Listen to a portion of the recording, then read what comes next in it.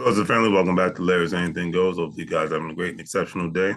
Today's poem is going to be called Life in a Graveyard. Hopefully, you guys enjoy it.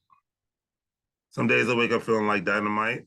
Then some days I feel like I have lots of crazy plights, which at times makes one want to get into physical and mental fights with other people and with oneself, which at times can affect society and one's health.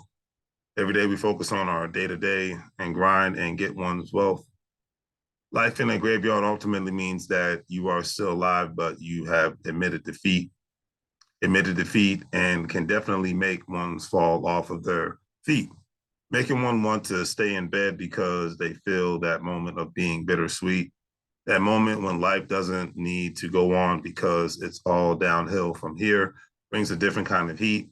But living, in my personal opinion, definitely has its upsides because once we die, we can, in human form, try to ride.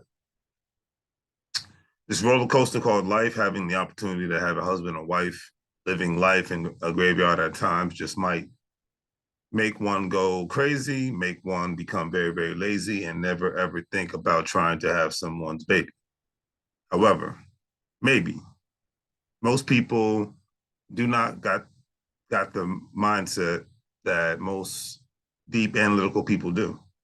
And right out of the blue, that's how most of any specific side of the coast get taken advantage of. And when I say this to people, I always get the mean mug.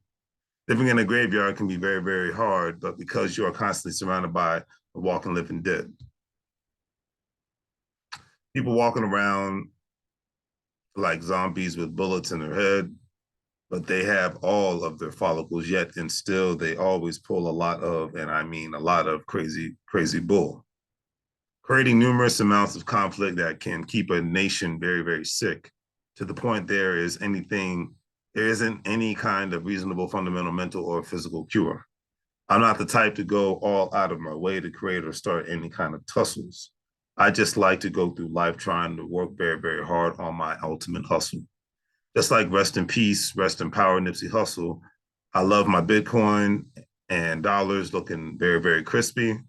Just like some old school fried chicken, certain things in life always, and I definitely mean always, skips an entire generation.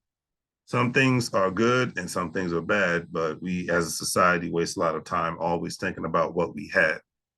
We should be thinking about more of what is present and definitely what is ahead. And you heard what I said. Living in an adult graveyard, one is surrounded by people who want to always debate about things that never ever truly change one's circumstances. But nowadays, one needs to always gyrate. Upward mobility is what life is all about. But living life in a graveyard, your co-defendants are all about getting clout. So this poem is basically for people that feel like they may be stuck